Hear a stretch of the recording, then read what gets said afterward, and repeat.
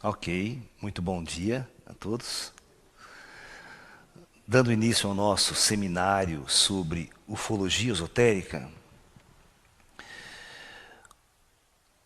nós vamos falar agora, no início desse nosso seminário, sobre a natureza espiritual e transcendental dos seres extraterrestres. Muito bem, deixa eu só.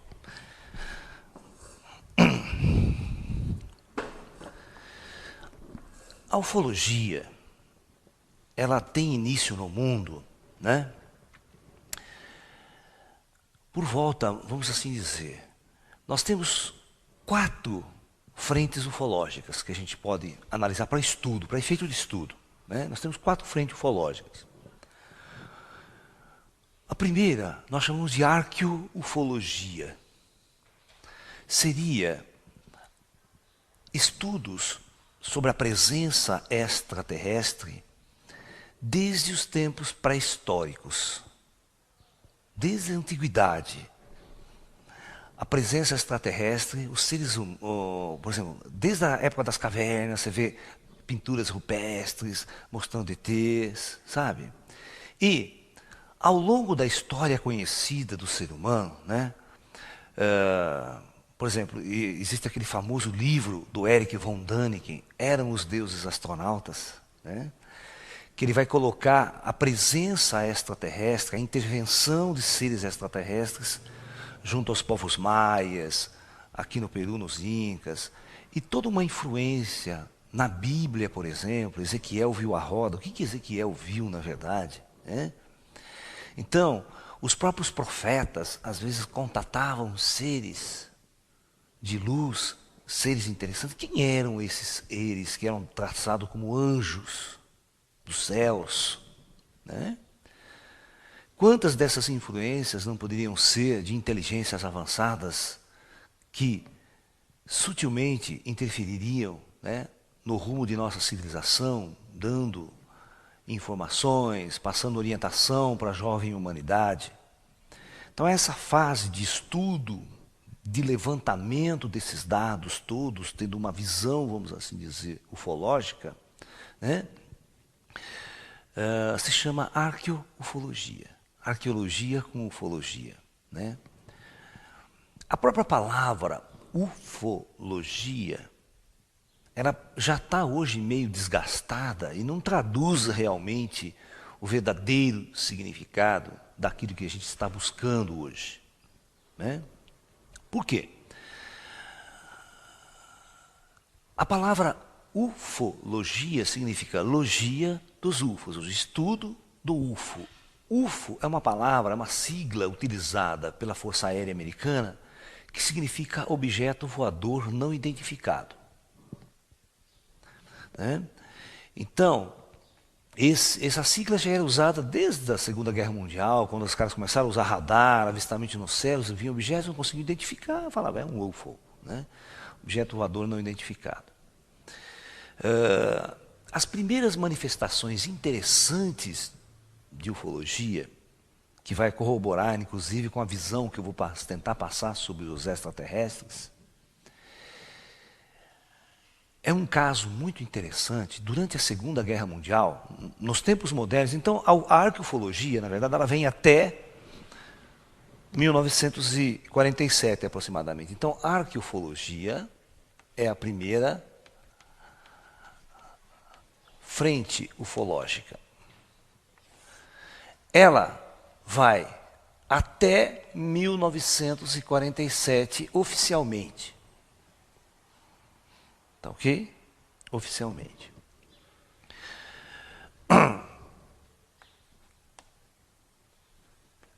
Aí começa a surgir, após 47, após 1947, até os dias de hoje, surge uma frente ufológica, a primeira frente ufológica que se inicia é a chamada ufologia casuística. Ou seja, a ufologia pós 1947. Porque em 1947 surge um avistamento ufológico em Washington, nos Estados Unidos, nos Montes Rainier. Um piloto civil, né, no monomotor, estava auxiliando buscas de um avião que tinha perdido naquela semana, que tinha caído nas montanhas. Quando ele avista uma esquadrilha de objetos luminosos, muito interessante, de 9 objetos, no qual ele relata para a base como sendo flying saucers. Em inglês, pires voador, e não disco voador. Olha que interessante. Por que pires voador? Porque ele descrevia exatamente esse formato aqui, olha. Ele dizia que era exatamente como um pires, né, com uma xícara emborcada, sabe, sobre esse pires. A xícara virada de ponta cabeça no pires. Então essa é a visão dos objetos que ele viu, né? Quando a palavra flying saucers veio para o Brasil, por exemplo, ela foi traduzida, ao invés de pires voador, como disco voador. Disco a gente sabe que não descreve muito bem, porque disco é uma coisa chata, plana, né? Certo? Entendeu? Mas a palavra aqui no Brasil pegou disco voador. Então, o que acontece? A partir dessa data, é como se explodisse no mundo a aparição de objetos, de discos voadores no mundo inteiro. Então os relatos começavam, tá? E aí, entidades oficiais, governamentais, começaram a se interessar muito por esse assunto, a pesquisar, a estudar e, né, e a levantar dados. Nos Estados Unidos, um grande projeto da Força Aérea, que foi denominado de projeto Blue Book, ou Livro Azul, né, que reuniu um grupo de cientistas interdisciplinar para analisar toda a casuística ufológica que estava ocorrendo no mundo, e principalmente nos Estados Unidos. Então, eles reuniram físicos, meteorologistas, tal, uma série de cientistas, e os investigadores da Força Aérea faziam pesquisa de campo. Eles iam lá, se tivesse fotografia, tudo que pudesse reunir dos casos que tinham ocorrido, trazia para essa comissão sentava, analisava os dados e dava um parecer. Não, o cara viu Vênus. Não, o cara viu um negócio assim. Tá? Inclusive, esse projeto Blue Book tinha um astrofísico, um grande cientista, que participou. Ele era um cético, ele foi convidado para desmistificar todos os casos que eram trazidos para ele. Esse era o objetivo dele, arrumar uma explicação científica lógica. Que, na verdade, para dizer que ninguém estava vendo o disco voador, que isso não existia, isso era surrealista na época, né? Esse cientista se chamava Hynek. Eu cheguei a conhecer esse astrofísico pessoalmente aqui no Brasil. Ele esteve umas 2 vezes em congressos especiais de ufologia. Então, esse cientista, ele foi um dos primeiros cientistas a criar uma metodologia para estudos ufológicos. A metodologia que ele fez, ele dividiu os tipos de casos ufológicos que estavam acontecendo.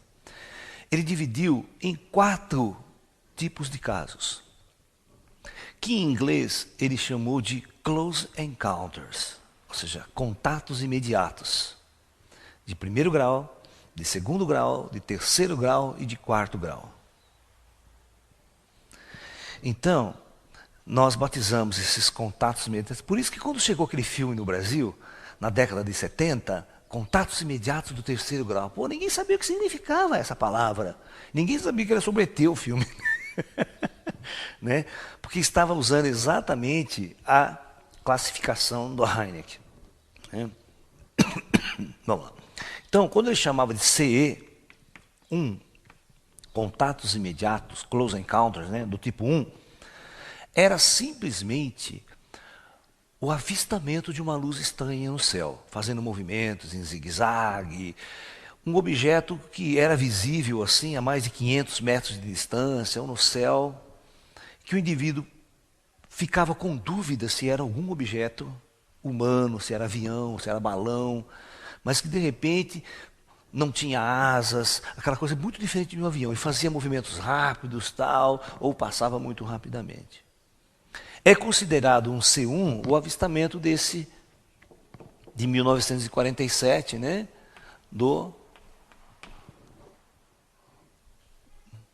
que é exatamente o início da chamada ufologia da era moderna, vamos assim dizer, né? Então esses avistamentos no céu distante é chamado de contatos imediatos do primeiro grau. Agora, um contato imediato do segundo grau, tipo 2, era exatamente quando, de alguma forma, esse objeto pousava, por exemplo, né? As pessoas, os contatados descreviam, olha, viu um disco voador, pousou ali e tal.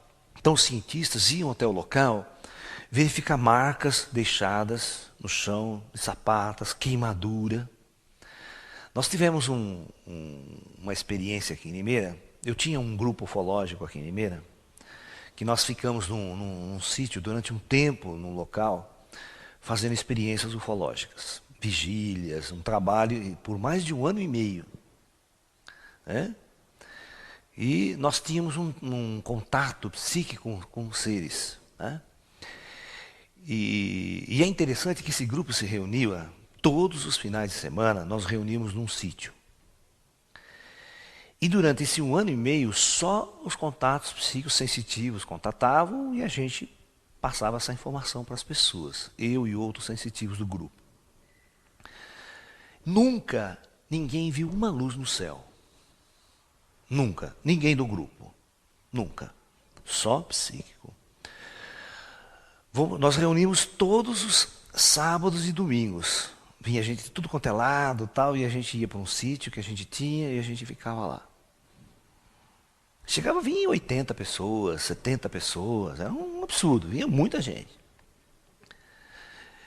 E as pessoas, elas vão se cansando com o trabalho, era um trabalho muito intenso, todo final de semana. Então, eu só sei que a gente chegou a um determinado momento que a gente resolveu parar, terminar o trabalho. Né? Então, isso foi num sábado. Nesse sábado, a gente encerra os trabalhos. Não vamos mais. No sábado seguinte, deu a maior onda de aparição ufológica na cidade de Limeira. Tem reportagem na revista UFO, saiu na Globo, na TV. Não, vai escutando. Os UFOs invadiram a cidade, luzes, todo mundo reportando, a polícia, tal. Veio os investigadores da revista UFO, que fez uma matéria especial. E o importante é que eles pousaram num terreno baldio na cidade e deixaram a maior marca no chão, queimadura, o capim tudo revoltado, com as marcas da sapata perfeita. Vocês não têm noção. Foi na década, em 92, parece que foi, tá? Não lembro a data certinha. Eu tenho um artigo, a gente tem um artigo, tudo da revista UFO e tal. O repórter que fez todo o levantamento, a matéria para a revista UFO, entendeu? Mas foi um negócio muito louco. Os caras queriam morrer, o pessoal do grupo, né? Onde se viu? Eu falei, tá vendo? Vocês não acreditam, precisa de coisa material para vocês acreditarem, né? As pessoas estão muito na matéria e tal, né? Então, mais para frente a gente pode discutir esse caso com mais profundidade, para você ver que é um barato. Como que a gente provocava realmente um contato com essas inteligências. Então, o contato de segundo grau é quando deixa marcas físicas. Queimadura no chão, e se pode verificar que ali esteve um objeto real, né, e não terrestre. Então, ok? Tudo bem. Um contato de terceiro grau, de terceiro nível, é um contato físico com o tripulante da nave. Ou seja, a nave pousa, você está ali na situação, vê a nave pousar, e de repente sai daquela nave um ET, um tripulante que vem trocar umas ideias com você. Às vezes não. Pode ser assim, você pode só ficar escondido vendo o ET andando em volta da nave e tal, aquela coisa toda. Certo, a gente chama que quando você avista o tripulante, já é um contato de terceiro grau. E pode acontecer de o ET descer, você está aqui, ele vem trocar umas ideias com você. Oh, como é que vai? Você está bom? Olha, eu vim de longe. Né? Visitar vocês aqui, esse planetinha legal, tal, pá. Então esse contato fora da espaçonave é chamado de contato imediato de terceiro grau, que foi o tema do filme. Né? Exatamente porque no filme nós tivemos aquela cena final. Aquela cena final do filme, pousa a nave, todo mundo ali, os ET saem da nave, né? Então, esse é um contato de terceiro grau. Todo mundo vendo ET, né? Aquela coisa, né? O Spielberg é né? Ou seja, eles fazem um filme como se o ET fosse um bicho, sabe? Eles têm uma visão do ET como se fosse algo intangível, intocável. Na verdade, se vocês conhecessem o ET é uma figura que ele sairia da nave e abraçava todo mundo. Não ficava naquela aquela puta mística, não chegue perto de mim. Né? É que não é o momento para a humanidade ainda, mas que existem muitos contatados que o ET senta, conversa, abraça como se fosse uma pessoa comum, isso é que tem. Tá? Na casuística internacional, não vamos chegar lá. Então, esse seria o contato de terceiro grau, um contato com a tripulante fora da nave. Agora, um contato de quarto grau, o chamado C4, foi até aqui que o Hynek fez as suas pesquisas dentro deste modelo. Né? Não, dessa classificação. O contato de quarto grau é a abdução. Ou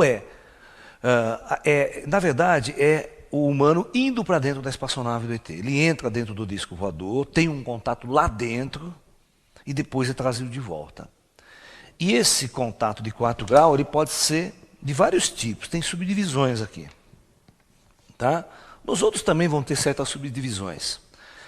Aqui você pode ser um contato voluntário. Né? O que é contato voluntário?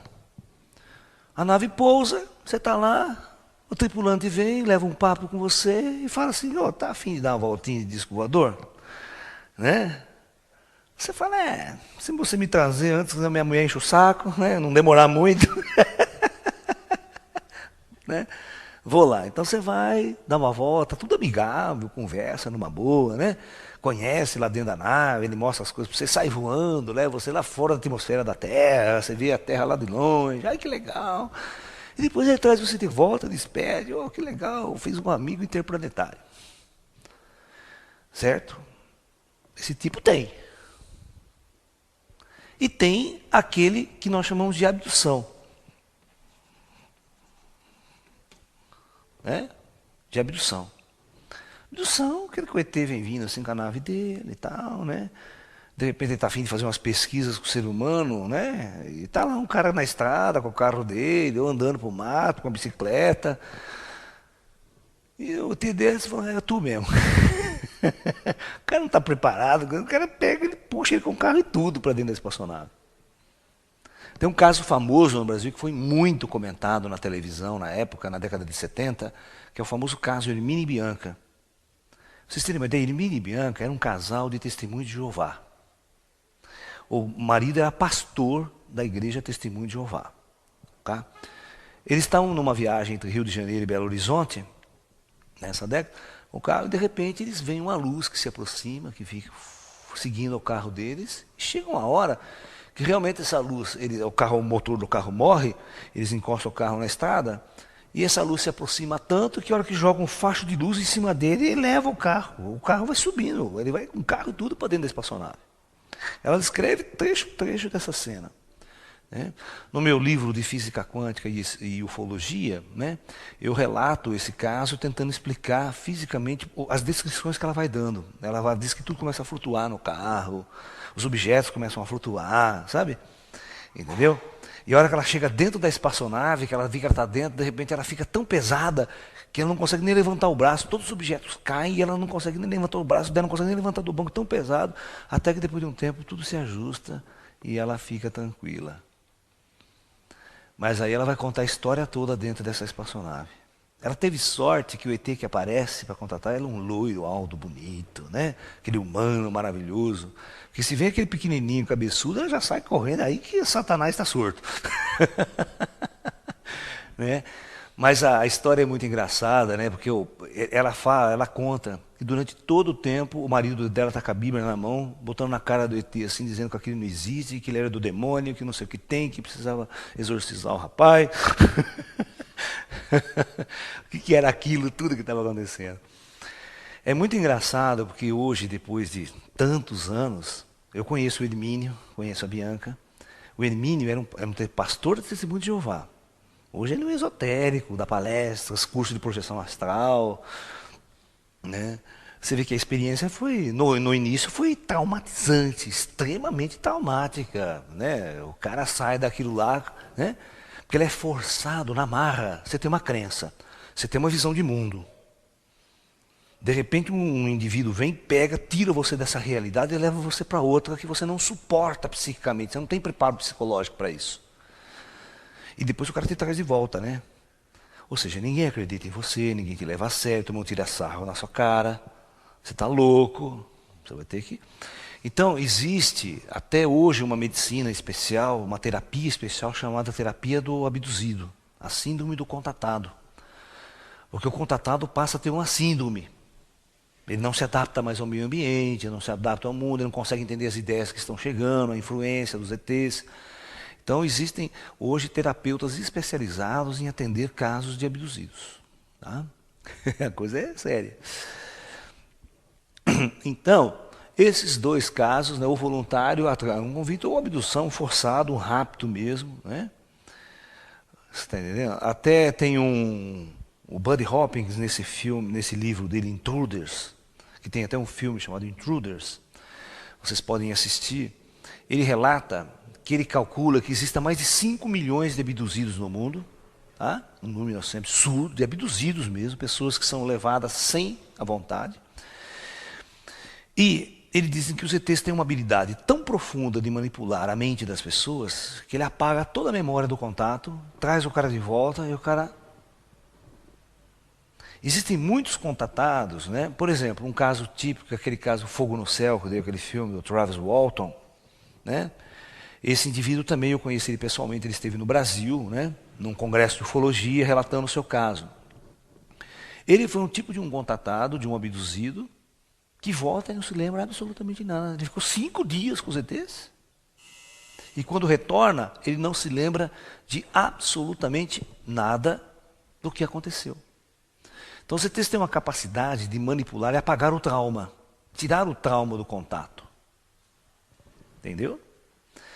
Então, em muitos casos, às vezes os ETs não querem contato com a pessoa.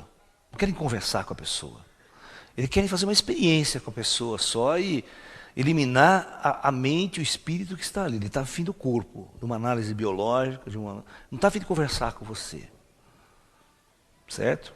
Então, basicamente, a gente tem analisado toda a casuística mundial, a gente tem visto todo tipo de forma como os ETs operam. Tudo como eles operam. Isso foi muito importante para a gente entender o modus operandi dessas forças, dessas inteligências na Terra. Né? E é interessante que parava por aqui a classificação. Eu lembro que na época, na década de 80, eu escrevi um livro de ufologia, né, onde o título do meu livro era, nós temos aí até hoje, né, o título do meu livro era Ufologia Psíquica. Contatos de 5º grau. Porque aqui é até 4, né? Esse aqui é contato do 4º grau. Então era, na verdade, um CE tipo 5. E eu lembro que quando eu escrevi esse meu livro, um outro amigo ufólogo, matemático, ele fez o prefácio do livro. E no prefácio ele vai falar, olha, é a primeira vez que a gente vê um relato desse tipo, uma informação desse tipo, chegar a esse modo. Ou seja, ninguém tinha relatado isso. Talvez fosse o primeiro livro no mundo a discutir esta ideia. Ou seja, o que era um contato de 5º grau? Seriam todos os contatos a nível psíquico, a nível mediúnico, a nível paranormal com seres extraterrestres. Então aí começa uma outra dimensão do fenômeno UFO. Que até então era só caso material, disco voador, ET, tripulante, certo? Era a visão materialista do ET. Quando nós começamos a trabalhar com essa área, porque eu sempre fui um médium sensitivo, fiquei envolvido com isso, fui estudar muitos outros médiuns paranormais, sensitivos, que também mantinham contatos a nível psíquico com seres extraterrestres, né? Então, nós começamos a entender o seguinte, que na ufologia, os sensitivos e médiuns tinham, né, vamos chamar de paranormais, só para efeito de, ou sensitivos, um nome melhor, né, do que paranormais, porque nenhum indivíduo é paranormal, é anormal, né?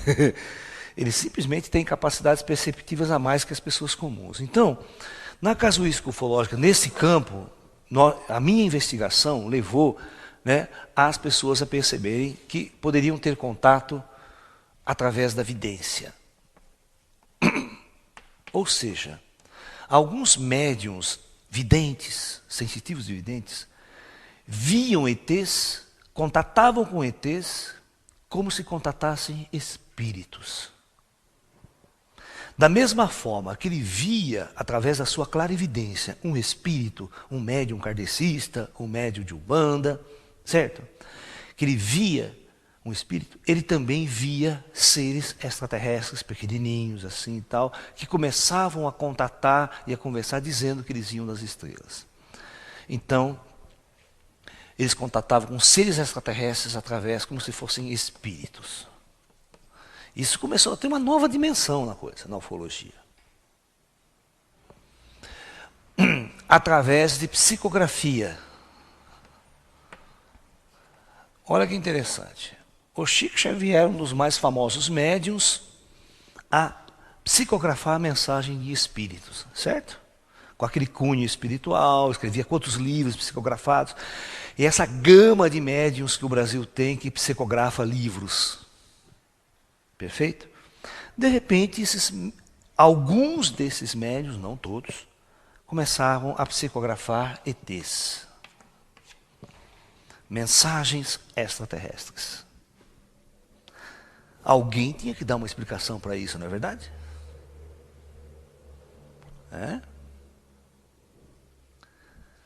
Se você dissesse que eles estavam pirando, você ia jogar no lixo todo o espiritismo. Então todo o espiritismo é louco. Alguma coisa tinha por trás. E aí vai longe. Essas são as mais famosas, psicografia. E aí tinha clareaudição, as pessoas que só ouviam mensagens de ETs, não viam, só ouviam. Porque tem pessoas que não, nem todos os fenômenos paranormais se manifestam ao mesmo tempo, né? Então você vai ter aqui a clareaudiência, a audição, né? A clareaudição. E assim, tinha pessoas que faziam psicopictografia extraterrestre, desenhavam paisagens de outros mundos com ETs e canalizavam, pintavam assim rápido. Da mesma forma que o Gasparito pintava Renoir rápido, esses caras pintavam paisagens e imagens extraterrestres. Né? Então, este campo abriu, vocês não têm noção, uma briga tremenda no meio ufológico, uma racha.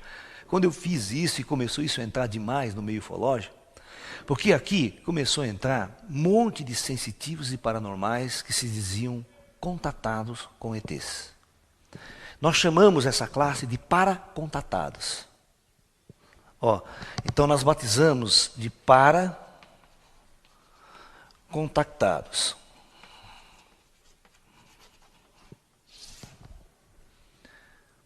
Aí abriu uma ponte para se relacionar ufologia e parapsicologia.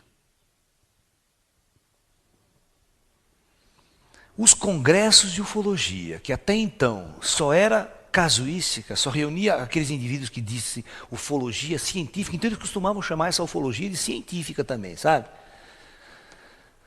Porque o fenômeno tinha que ser comprovado cientificamente e tudo mais.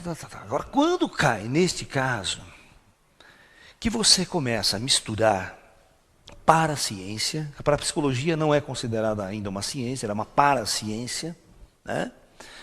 Com a psicologia, que também é um negócio extremamente confuso, não existem teorias psicológicas altamente consistentes, todas elas são meio freudiana de um lado, junguiana do outro, reichiana de um lado, né?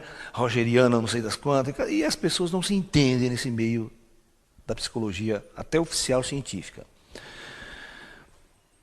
E você começou a envolver, o problema é que quando você entra esse campo ele começa a ser mais metafísico do que científico. Então começa a criar problemas. Aí a coisa começa a complicar mais ainda, porque começa a haver uma fusão agora muito grande, começa a aparecer no mercado ufológico, né? Grupos místicos e religiosos.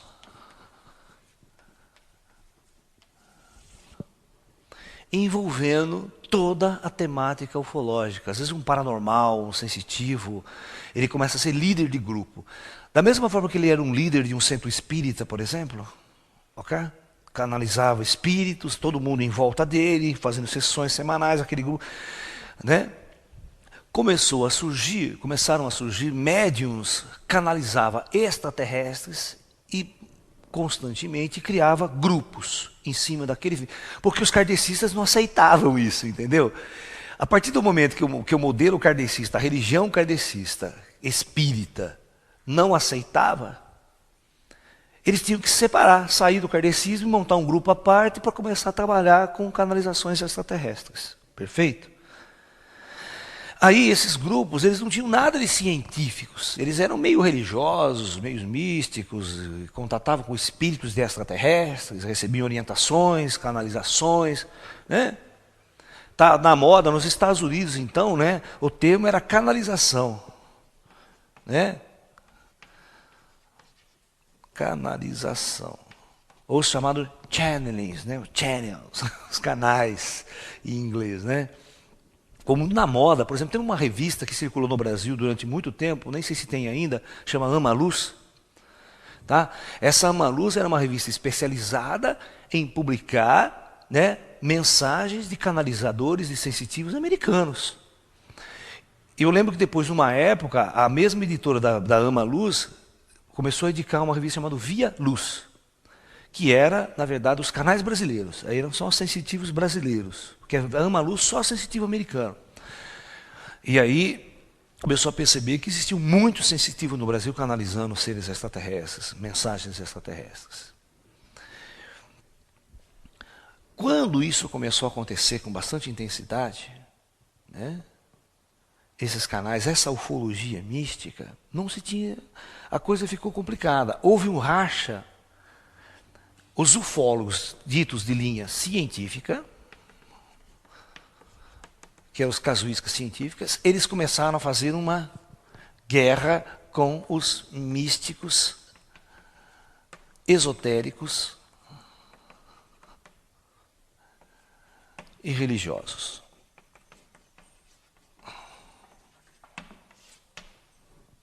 Ok? Uma decisão. Houve um congresso, para você ter uma ideia, o general Shoa, em 1982, organizou ele organizou dois, o Congresso Internacional de Ufologia. Só que nesse Congresso Internacional de Ufologia, realizado em Brasília, foi uma semana de encontros, vocês não têm noção. Eu fui convidado na época para fazer conferência. Eu tinha na época o quê? 24, 25 anos. Nem isso. Eu estava me formando na Unicamp, aquela coisa toda, adorava esses assuntos, interessava por isso. Eu lembro que nesse congresso ele convidou todas as frentes ufológicas, todo mundo, que ele queria fazer um congresso que realmente refletisse tudo o que estava acontecendo de ufologia no Brasil e no mundo.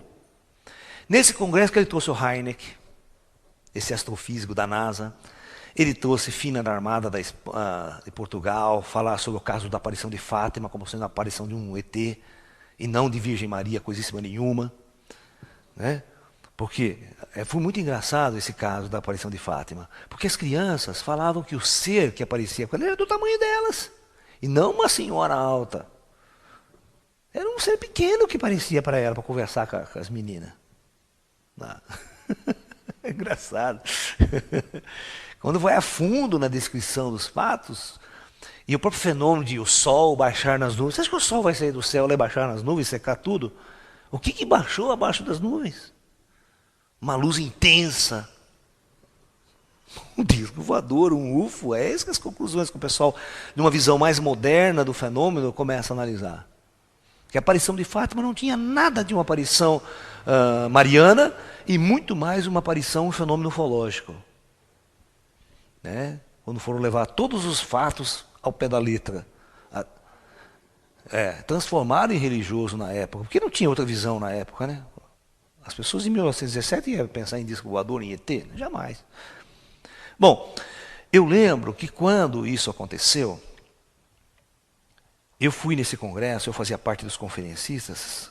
Vocês acreditam que na hora da mesa de abertura, no congresso de abertura, na cerimônia de abertura, todos os congressos, os fóruns científicos se reuniram e queriam boicotar o congresso. Falaram, nós não vamos entrar nesse congresso junto com os místicos. Eu lembro que aqui desses místicos estavam o João Pio de Almeida Prado, até o Gasparetto foi convidado para fazer pintura mediúnica nesse congresso, o Luiz Gasparetto na época. Tinha o pessoal da revista Planeta, muita gente, e um conferencista chamado Luiz Gonzaga Escortese, de Paula, muito famoso, tinha lançado um livro na época chamado Mensagens Extraterrestres, canalizadas mediunicamente. Então, a quebra demorou para o general Uchoa, um dos organizadores do congresso, convencer todo mundo que tinha que ser uma coisa holística, que tinha que aceitar, e aí entrou todo mundo, começou o congresso. Mas o racha, e esse racha existe até hoje. Por exemplo, esse pessoal da ufologia científica nunca me convida mais para participar dos congressos com ele. Porque eu não bato, hoje em dia eu acho que eu não bato com ninguém, né? Porque o meu trabalho é único. Entendeu? Então, há muito tempo depois que eu não vou mais para congresso de ufologia, porque é uma repetição só, é tudo a mesma coisa, né? Se fosse um congresso, você pegar 40 anos de ufologia científica, não mudou nada, né? Ninguém descobriu nada de novo, ninguém fala nada, os mesmos casos, está ainda naquele caso da Operação Prato, e está no ET de Varginha, e está no incidente de Roswell, o papo é o mesmo, você assistiu um congresso, assistiu todos, né? Entendeu? Então, as discussões, eles não têm nada de novidade em 40, 50 anos de ufologia. Né? Então, esta é o panorama que ficou da ufologia mundial. Pra vocês terem uma ideia, vocês já viram aquele movimento nas cidades, às vezes em Ribeirão Preto, em São Paulo tem muito, tal. Vem aquele pessoal tudo de branco nas ruas, um monte de cartazes, chamado Cultura Racional. Até o Tim Maia participou dessa cultura, ele sempre fala, né, cultura racional nos discos dele, você vê nos shows dele e tal. Essa cultura, e se você vê os capos dos livros, tem o disco voador, o ET, né, faça contato direto com os seres extraterrestres, a propaganda dele é essa, né, tá, racional. E sabe de onde surgiu isso? De um médium de Umbanda no Rio de Janeiro. O fundador dessa cultura racional era um médium de Umbanda, centro de Umbanda no Rio de Janeiro, que passou de um determinado momento a ter umas experiências com seres extraterrestres, que fundou essa linha, esse movimento. Se você for a fundo estudar onde que estão as coisas. Então isso, a ufologia científica, os caras não podiam admitir nunca, né? Era tudo louco, maluco, esotérico. E no fundo, é uma puta de uma confusão mesmo, tá? Eu até admito que em parte os científicos têm certa razão. Porque agora entrou num campo que a ufologia ela ficou mascarada. Você não sabe se o sensitivo está ali é um louco, é um maluco, ou um perfeito sensitivo, realmente equilibrado, contatando com ET. Aí você vai ter uma série de indivíduos, aí os caras montavam núcleos nas fazendas, em distante, reunia 1000 pessoas em torno do trabalho do cara. Né? Aí você tinha o trigueirinho, por exemplo, os ufólogos científicos não engolem o trigueirinho nunca. O trigueirinho fala que contata seres intraterrenos, extraterrestres e tal. E alguns livros do Trigueirinho, até na capa, né, aparecem aquelas imagens como se fosse um UFO, tal. Aí os ufólogos caem de pau em cima, o científico diz que isso aí não é UFO, coisíssima nenhuma. Né? Isso é uma luz que riscaram, não sei. E a briga foi instalada, a crise, ou seja, foi instalada. Então a ufologia hoje no Brasil, ela está dividida. Tá? Hoje não existe nenhuma organização ufológica no sentido esotérico. O que tentam fazer é uma associação de ufólogos científicos, praticamente dirigido pela revista UFO, essa revista que circula nas bancas, que organiza congressos, ajuda a organizar, né, tal, e ela se diz a única instituição organizada e de cunho científico. Raramente ela vai dar uma abertura para um esotérico, um místico lá no trabalho deles. Bom, resultado. Hoje, a ufologia é assim, cada um para si.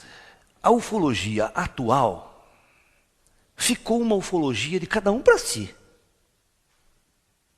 Ou seja, o trigueirinho é o trigueirinho, é ele. Eu, por exemplo, sou eu. É eu sozinho. Eu tenho minha tese, minha visão, meu trabalho. E pessoas que gostam do meu trabalho e que ficam em torno do meu trabalho. Tem lá o Urandir, extremamente combatido pela mídia, pelo pessoal todo. Ele tem um grupo dele, Projeto Portal, um monte de gente que segue. Então, a ufologia é assim. E as pessoas não se unem. Não existe uma coisa comum que possa sintetizar, agrupar as pessoas, não. É cada um por si. Este é o cenário que eu estou apresentando para vocês entenderem, se vocês forem, né, num congresso, se vocês forem assistir palestra de um indivíduo, vem um indivíduo falar sobre ufologia, é ele. Ele não vai falar pelos ufólogos. Ele não vai falar por mim, por exemplo. Ele vai falar por ele. Então, a ufologia hoje é assim. Se você quiser fazer uma pesquisa ufológica, você tem que estudar todo mundo. e tenha certeza, cada um vai falar uma coisa de um jeito, da forma dele, como ele vê, como ele encara a coisa. Não existe uma unidade teórica, nem teórica. Certo?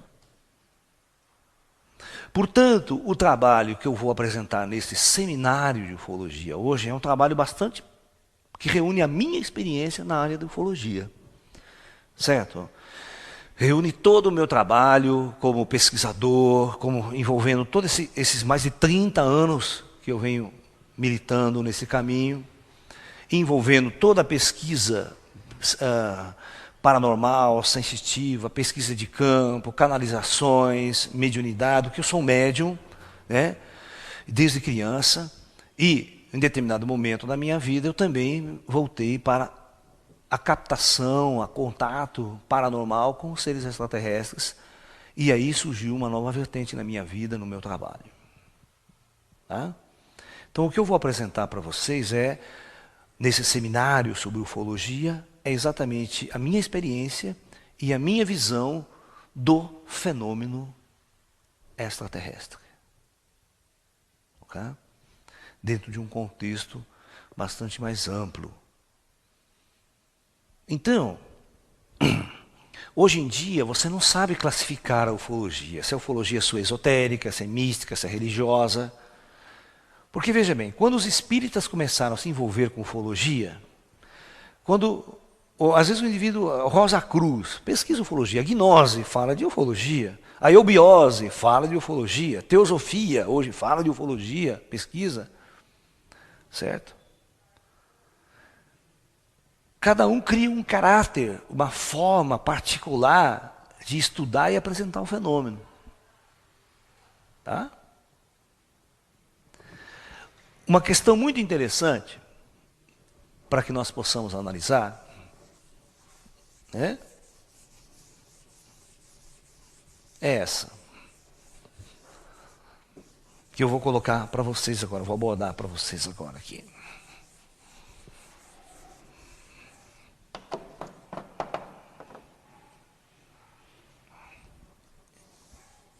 Imagine a seguinte situação.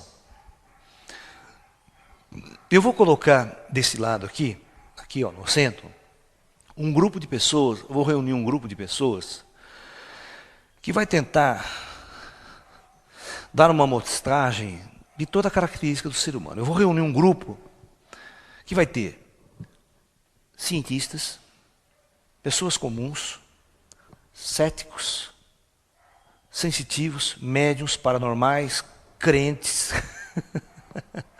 tá?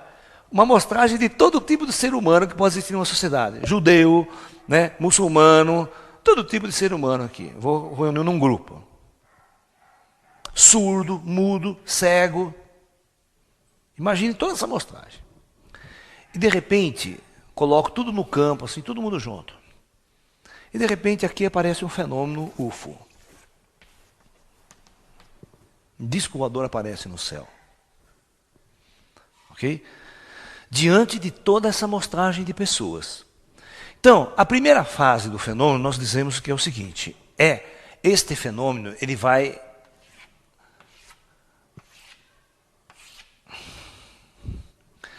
ele envia uma mensagem, luz, geralmente visual, tal, pá.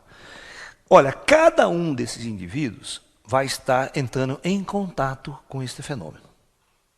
Perfeito? Vocês vão ver como que a situação é complicada. Estudar o fenômeno UFO é um dos fenômenos mais complexos que tem de se estudar. Devido à própria natureza humana e à natureza do fenômeno. Tá? Muito bem.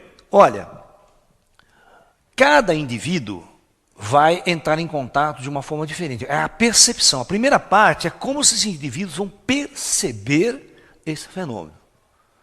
Então é a percepção. Ok?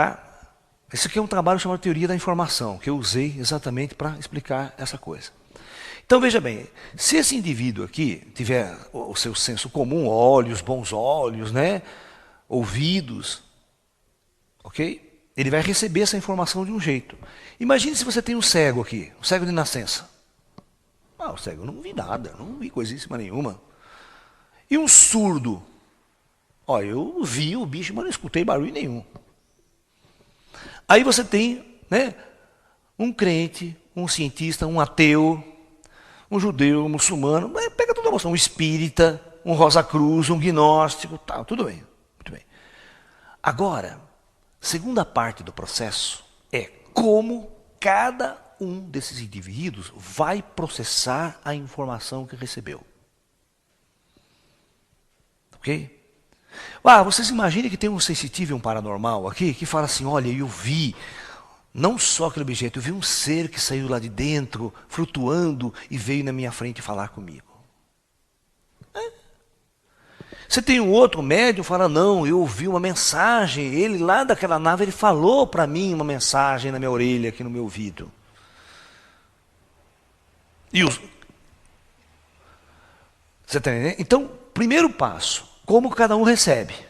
Você vê, o paranormal já recebe coisas diferentes. Agora, o segundo problema aí é como cada cabeça, cada indivíduo vai processar a informação. Como que você acha que o cientista vai processar a informação na cabeça dele? De acordo com a sua formação, de acordo com a sua programação mental. Como é que o espírita vai processar? Como é que o Rosa Cruz? Como é que o ateu vai processar essa informação? E o crente, então? O que o crente vai achar que é aquele treco lá? Ele pode processar e dizer que não, aquela é coisa do demônio, o demônio que está enviando isso aqui para nós. Só pode ser coisa do demônio.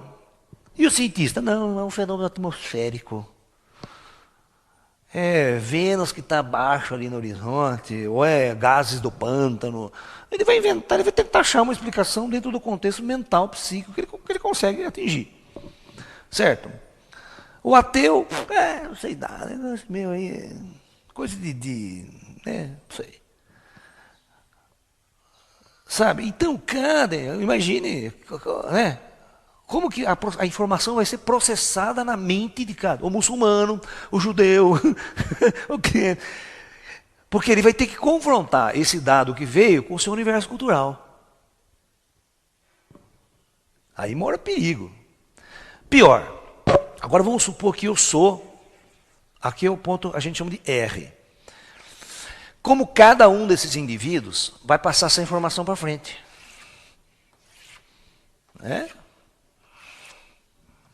Como cada um desses indivíduos vai contar essa história para um terceiro.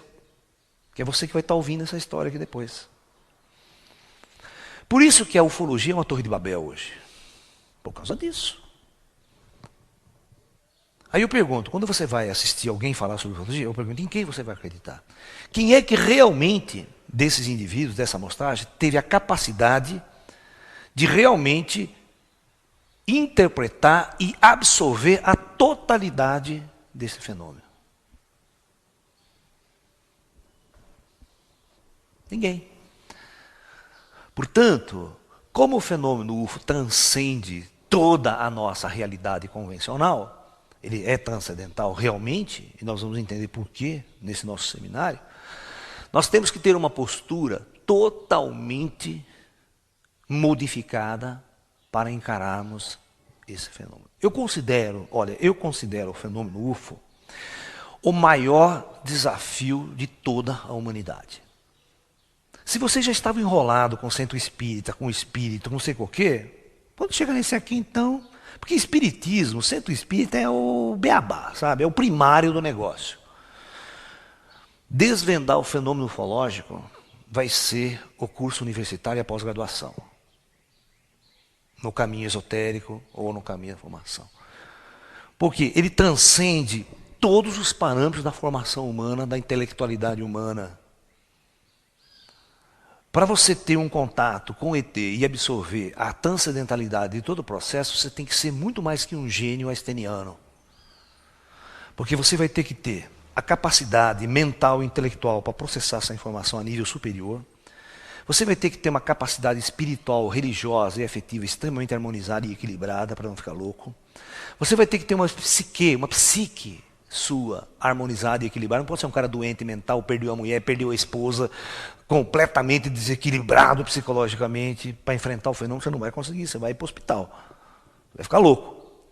Entendeu? Então você tem que ser um super homem para ter acesso a esta informação ufológica.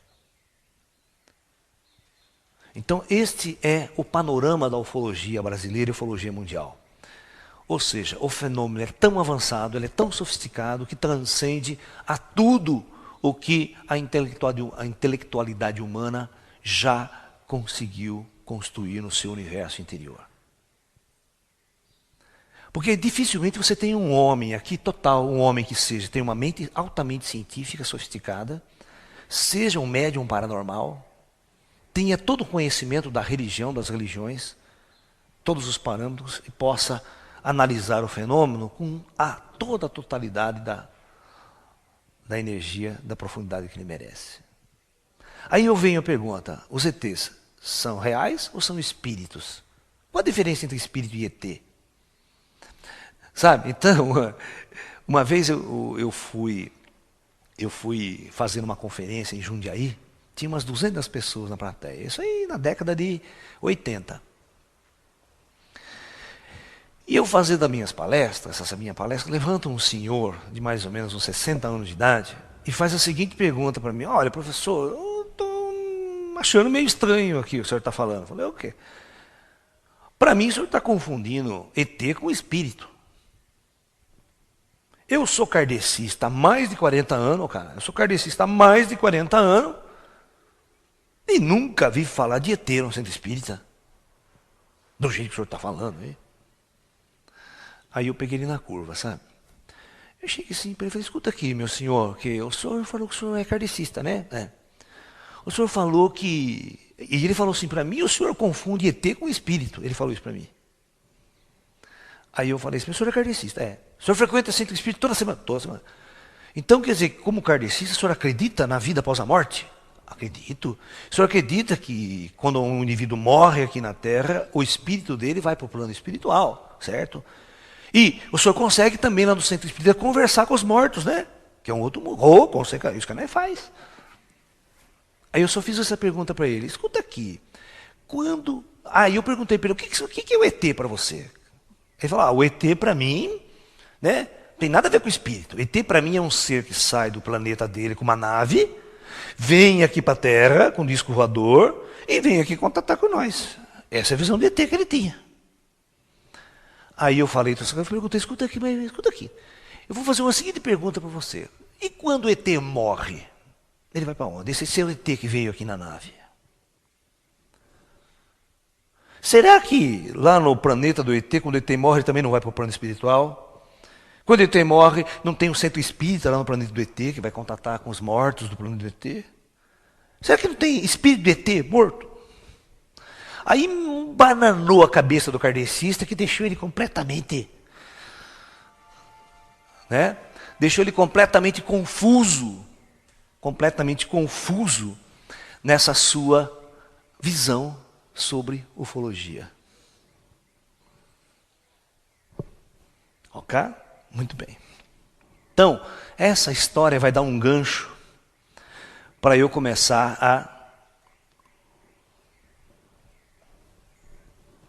a apresentar para vocês o tema que eu quero apresentar agora, que é a natureza espiritual dos seres extraterrestres. É a primeira abertura de nossa conferência aqui. Porque a partir daqui eu já vou colocar para vocês a minha visão sobre seres extraterrestres. Tá ok? A minha visão. Então, eu vou fazer uma divisão aqui, vou colocar aqui o planeta Terra. E aqui eu vou colocar um planeta X. Planeta dos ETs. Para a gente começar a conversar. Aqui na superfície da Terra, eu vou colocar os terráqueos, nós aqui.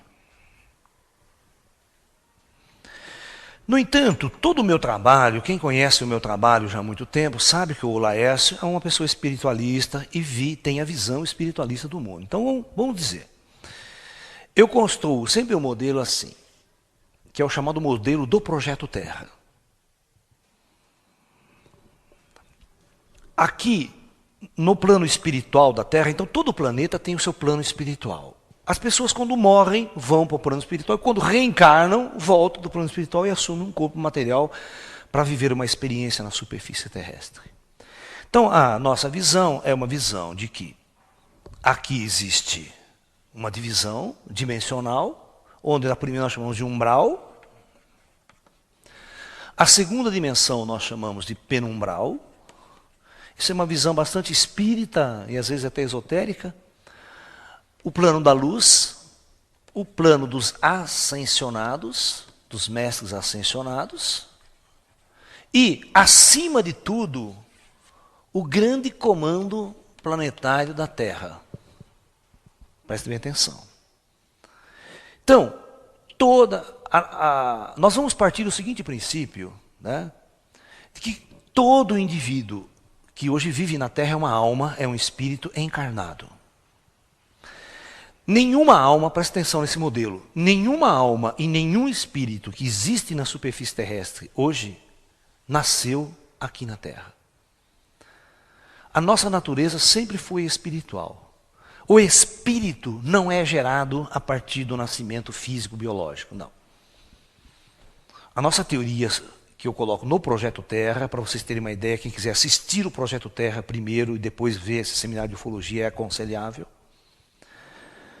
Porque no primeiro capítulo do Projeto Terra, nós vamos falar sobre a origem cósmica da alma humana. Então, a alma humana ela vem de dimensões superiores para viver uma experiência na Terra. Então, aqui no plano espiritual, no plano da luz, existem todos os mentores espirituais, que presta bem atenção, que quando você encarna,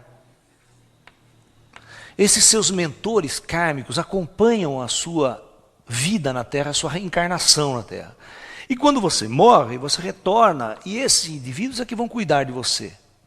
Se você retornar para o umbral, dependendo do seu nível de consciência, esses mentores é que vão estar aqui orientando você, instruindo, preparando a próxima reencarnação. Ok? E aqui, nesse plano espiritual, existem milhões, bilhões de espíritos no astral terra. Bilhões. Existe uma comunidade. Por isso que se fala de cidades astrais, se fala de Shambhala, se fala de Agartha, cidade do nosso lar, aqui do Brasil, Chico Xavier fala nos seus livros. Então, veja bem, nós vamos partir do princípio que se nós temos uma visão, uma natureza espiritual, nós, seres humanos, temos uma natureza espiritual, somos espíritos em experiência na orbe terrestre e vivendo um processo de reencarnações sucessivas. Pela teoria, é assim, você chega vindo de fora. Você chega como espírito, assume para viver uma experiência no projeto Terra, que a gente chama do planeta Terra. Então você chega um dia e faz a sua primeira encarnação na Terra. Sua primeira. vive uma experiência. Ao morrer, você vai e volta ao plano espiritual. Tudo é avaliado, seus mentores, e você... Só que entre uma encarnação e outra, você passa às vezes 100 anos, 150 anos aqui no plano espiritual, na cidade, numa comunidade, uma vida toda, uma sociedade aqui. E aí você volta a reencarnar. Quanto tempo você vai? Então o cara planeja, você, seu mentor, cara, planeja umas 10 descidas na Terra. E à medida que você vai descendo, a programação do projeto kármico de cada um vai conduzindo o indivíduo a um estado de avanço, de evolução, vamos assim dizer. Até que chega o momento que o comando planeja a sua última encarnação na Terra. Sua última, agora vai ser a sua última, você já aprendeu tudo o que tinha que aprender, todas as experiências que a Terra poderia te oferecer, você já vivenciou. Então você vai na última. Então após a última encarnação, ele vai ser um indivíduo ascensionado, ele vai estar aqui. Quando ele está aqui, significa que ele não mais precisa reencarnar na Terra, ele quebrou o ciclo kármico dele. Ele venceu a barreira kármica, cumpriu a sua jornada na Terra, o seu curso já foi completo, já foi diplomado. E tem duas opções para um ascensionado.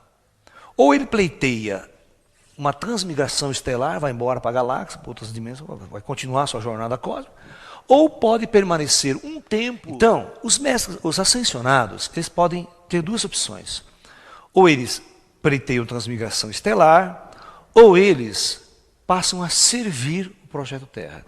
Esses comandos que estão aqui, ó, esses grandes comandos, essas grandes inteligências,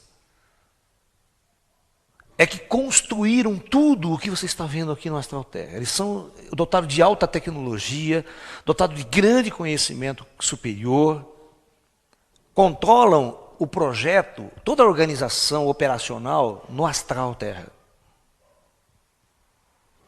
Esses seres, presta bem atenção, usa a inteligência, eles nunca encarnaram na Terra, eles são seres de comando. Se eles nunca encarnaram na Terra, eles não são da... Se eles não são da Terra, eles são o quê? Extraterra. Extraterra significa extraterrestre.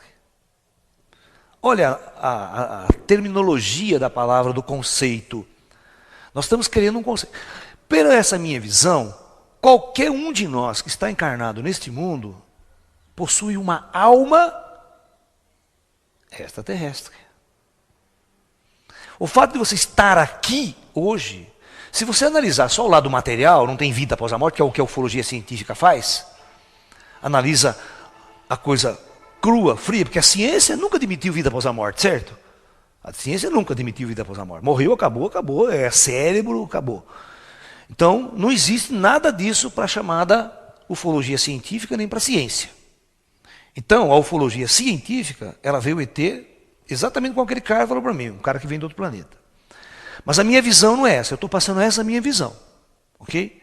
Perfeito? Agora vamos lá no planeta do ET. Vamos pegar o ET aqui, na superfície do planeta. Eu estou dizendo para vocês que isso aqui é uma lei universal. Essas outras dimensões da realidade é a física do universo. Não tem como negar, é a física do universo. Da mesma forma que tem campo gravitacional, aqui na Terra as coisas caem na Terra, se você for na Lua as coisas caem, se você for em Júpiter as coisas também caem em Júpiter, e se você for na galáxia de Andrômeda as coisas caem. A lei é a mesma, é uma lei universal. Por isso que gravitação é uma lei universal. Então eu falo que a lei do espírito e das dimensões astrais é uma lei universal. Então, eu vou fazer a mesma coisa aqui no planeta do ET. Tá? Vou colocar o comando do planeta X.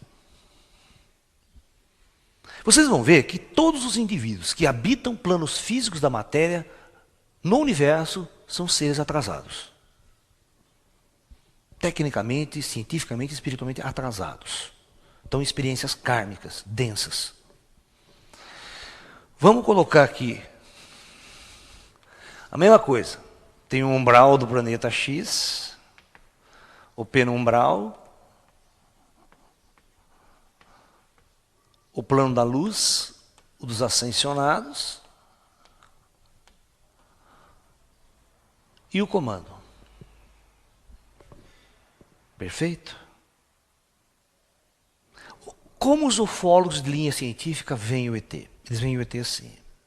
Esse cara aqui teve um avanço científico pra caramba no planeta, construiu uma puta de uma nave interestelar, saiu do planeta, veio voando no espaço e chega aqui na Terra para abduzir os humanos.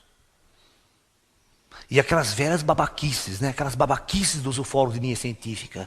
Vem para roubar gene, vem para cruzar o ser humano com o ET, né? Fazer sexo com o ET. Tem um monte de bobagem na ufologia científica que dá até medo. Os ufólogos científicos morrem de medo de ET. Porque ET abduz mesmo, né? Ele vem, rapta, faz um monte de exame, larga o nego de volta, lá não, sabe? Isso acontece, isso é real. Os ETs fazem isso. Mas quais ETs fazem isso? Veja bem. Aqui na Terra hoje, presta atenção no que eu estou falando. Aqui na Terra hoje, quem está encarnado está na mais profunda das trevas, não está? O cara nem sabe que tem vida após a morte, o cara nem conhece nada, está mais perdido que segue tiroteio. Ele é um androide aqui, escravizado pelos sistemas sociais, culturais, cada um com aquela cultura, né?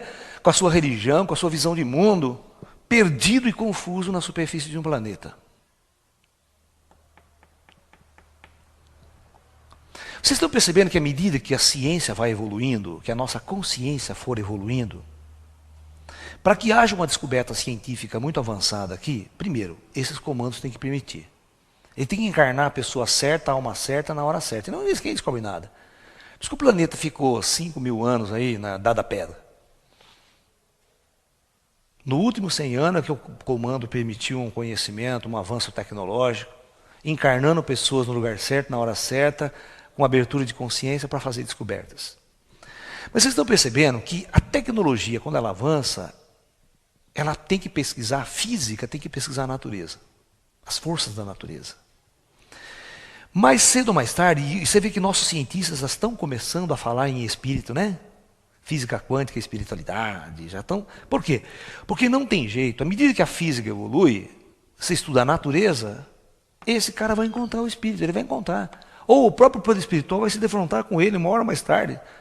Né? Ou os ETs vão se defrontar aqui na Terra, vindo daqui. Porque os ETs já estão aqui, sempre estiveram aqui. Muito bem. Então, para avançar, o maior avanço científico que o indivíduo que mora aqui pode fazer é descobrir seu espírito. É descobrir a sua natureza espiritual. Não é sair, pegar uma nave e sair voando para o espaço que nem tonto. Então, a mesma tese eu estou aplicando aqui no Planeta X. É impossível, presta atenção, pela minha tese, é impossível que uma raça, na superfície de um planeta, consiga criar navegação interestelar sem antes descobrir a sua própria natureza espiritual. É idiota você pensar que eles fazem isso. Porque vem uns babacas, tem uns babacas da ufologia científica que falam assim, mas os ETs têm ET mal. Por que tem ET mal? É porque tem uns caras que evoluíram pra caramba tecnologicamente e espiritualmente não.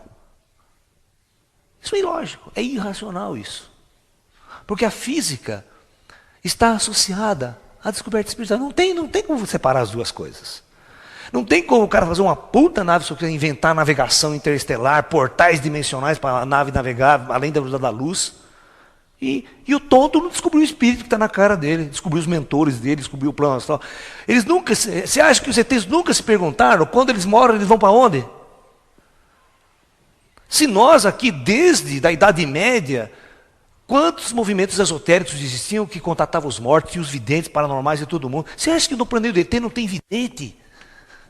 Você acha que no planeta do ET não tem médium?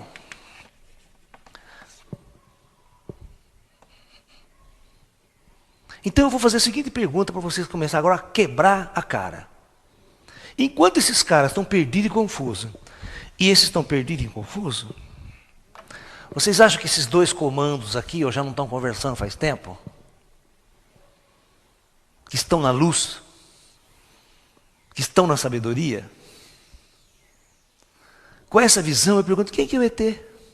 Quem vocês acham que é o ET que nos visitam aqui? E eu faço a seguinte pergunta, por que esses ETs nunca apareceram em praça pública, pousou sua nave, falou, não vieram aqui conversar com vocês?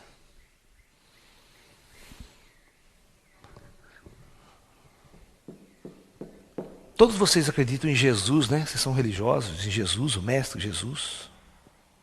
Né? Aonde que o Mestre Jesus está aqui, nessa dimensionalidade? Ele está aqui. Uma vez eu fui dar uma conferência, um monte de gente religiosa, ligado à Igreja Católica, sobre ufologia, fui convidado. Lá fui eu lá. Em determinado momento da pergunta, pessoas religiosas até fizeram a seguinte pergunta para mim: escuta aqui, por que que esses ETs que você fala não desce aqui em praça pública e intervém nesse planeta com a ciência e tecnologia, acaba com a doença, acaba com as guerras? Eu falei, peraí. Aí eu fiz a seguinte pergunta: por que que o seu Jesus não faz isso? Por que que o seu Jesus, que se acredita tanto que é filho de Deus, não desce agora, materializa, cura todo o câncer, cura toda a doença, dá a resposta para a nossa ciência para curar o câncer e acaba com a guerra no planeta? Eu falei, pelo mesmo motivo que o seu Jesus não faz isso, o meu ET também não faz. O cara ficou...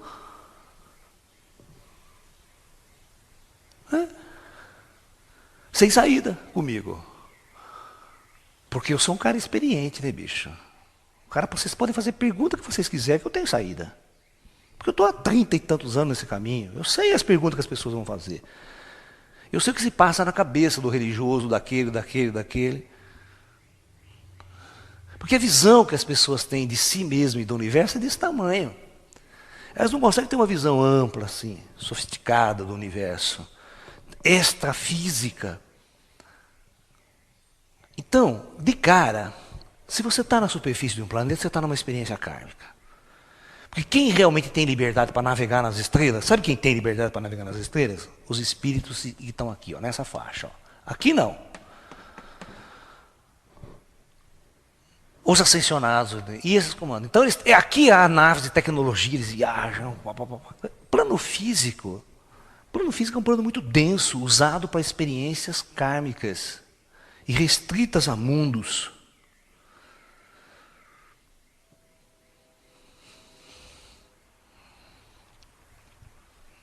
Se vocês começarem a ver os ETs que hoje manifestam-se na Terra, vindos não de outro planeta, mas vindo exatamente das dimensões superiores, com alta tecnologia para se materializar a hora que quer, ir embora a hora que quer, abduzir pessoas.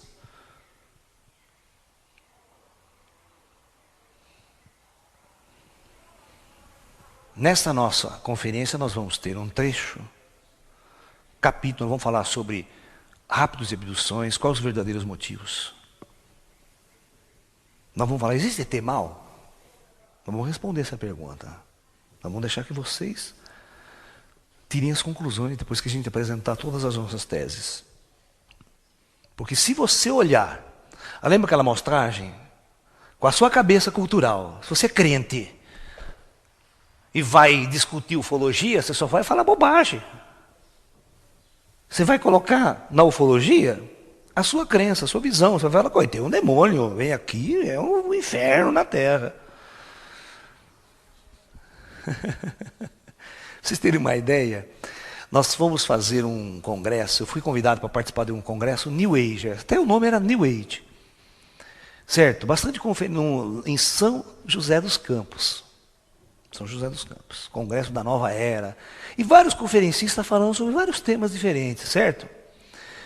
Vocês acreditam que os crentes na cidade fizeram uma campanha na televisão e no rádio para que ninguém fosse nesse negócio, que era coisa do diabo, do demônio, esse negócio de Nova Era, esse negócio de ET, de ufologia? E você acredita que no dia do congresso eles foram na porta distribuir folheto com placa, com faixa, que tudo aquilo era coisa do demônio?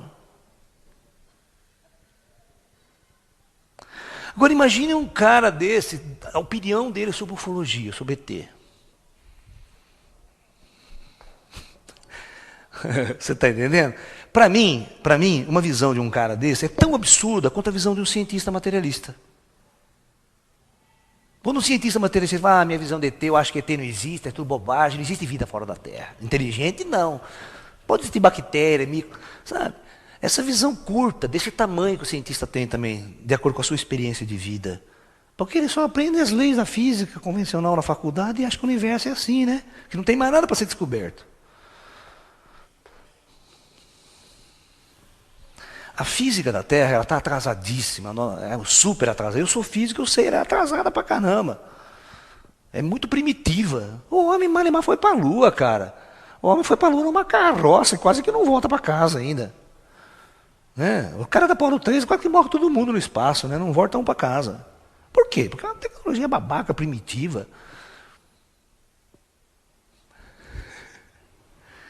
Então nós temos que conhecer o nosso lugar. E para entender o universo, gente, nós temos que caminhar muito ainda. Temos que acordar.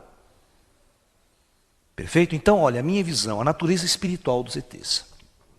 Tanto o ser humano aqui na Terra tem a sua natureza espiritual, qualquer outra experiência planetária, o ET também tem a sua natureza espiritual. O próprio ET vai perceber que é muito mais fácil existir fora da matéria do que carregar esse corpo kármico dele para onde ele for, numa nave, num foguete. É bobagem. Ele vai perceber que é muito mais fácil abandonar seu corpo em projeção astral e sair navegando pelo espaço. Tá? Que o corpo é uma taia. Né? É um sistema biológico que depende de atmosfera, depende de uma série de fatores para sobreviver, para existir. Né? O espírito já não, ele tem outros fatores muito mais fáceis. Não precisa de atmosfera, pode andar debaixo do oceano, pode ficar no espaço, por aí está legal. Nós temos muito mais graus de liberdade sendo o espírito, o corpo espiritual, do que usando o corpo material. Usando o corpo material é uma prisão, nós somos restritos à superfície de um planeta. Né? Perfeito? Então, essa é a nossa primeira parte desse curso que nós apresentamos para vocês, ok? Então, até